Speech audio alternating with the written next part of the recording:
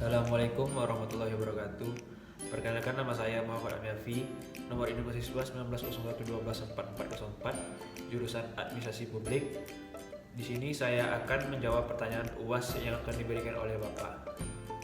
Maksudnya dari soal nomor 1 itu adalah organisasinya dalam belajar hukum administrasi negara adalah sangatlah penting agar ketika kita menjadi pejabat negara atau aparat pemerintah, kita menjadi tahu bagaimana cara membuat sebuah peraturan, mengambil sebuah keputusan, kebijakan, ataupun memberikan suatu perizinan bagi masyarakat dengan tetap berdasarkan Pancasila dan undang-undang. Masuk soal nomor 2 adalah peran pemerintah sangat dibutuhkan dalam mensejahterakan rakyat Indonesia, terutama yang berada di bawah garis kemiskinan. Penguasa atau pemerintah diharapkan mampu mengayomi rakyat dan menjalankan tugas dengan mendahulukan kesejahteraan rakyat, terlebih mewujudkan cita-cita menuju masyarakat yang sejahtera, dan hal ini diatur tersendiri dengan hukum administrasi negara. Dengan demikian ada panduan peraturan untuk pemerintah dan masyarakat, dan setiap keputusan yang dikeluarkan oleh pemerintah atau administrasi negara itu dianggap sah menurut hukum. Prinsip ini berarti bahwa setiap keputusan tidak untuk dicabut kembali, kecuali ada pembatalan dari pengadilan yang erat kaitannya dengan prinsip kepastian hukum.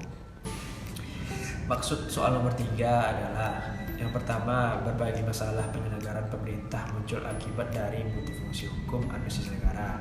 Sebagai contohnya adalah dalam hal penyelenggaraan pelayanan publik, di bidang perizinan yang berbelit-belit, lambat, mahal, dan melelahkan yang dapat menjadi penghambat bagi perkembangan perekonomian.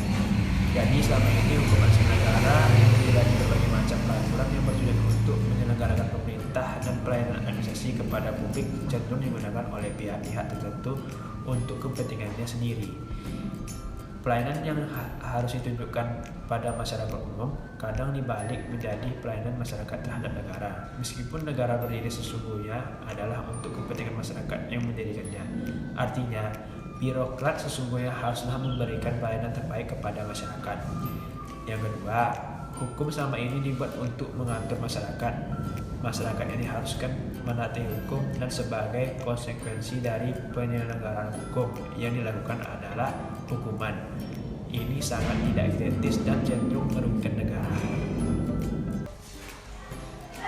Masuk nomor 4, menurut saya kalau melihat praktek hukum di Indonesia itu masih belum sesuai, karena masih banyak ditemukan keadilan yang tidak berpihak kepada masyarakat. Contohnya pencurian sendal. Contoh harga sendal itu 20.000, bila ketahuan mencuri langsung dikasuskan 5 tahun, 10 tahun, bahkan bertahun-tahun. Sedangkan para pengusaha korupsi sampai korupsi 30 miliar hanya dipenjara sebentar saja dan tidak setimpal dengan perbuatannya. Contoh dipenjarakannya sampai 3 tahun, setahun, bahkan sampai 3 bulan. Hukum yang harusnya sebagai panglima dalam dinamika kehidupan bernegara, bukan politik atau ekonomi, akan tetapi akibat hukum itu bersumber dari rapuhnya penegakan hukum itu sendiri, dan persoalan implementasi hukum ini sangatlah lemah dan melenceng idealnya dari hukum itu sendiri. Jadi korupsi sangatlah merajalela, akan tetapi KPK melemah. Hal hasil hukum ini pun menjadi simbol paradoks di bangsa ini.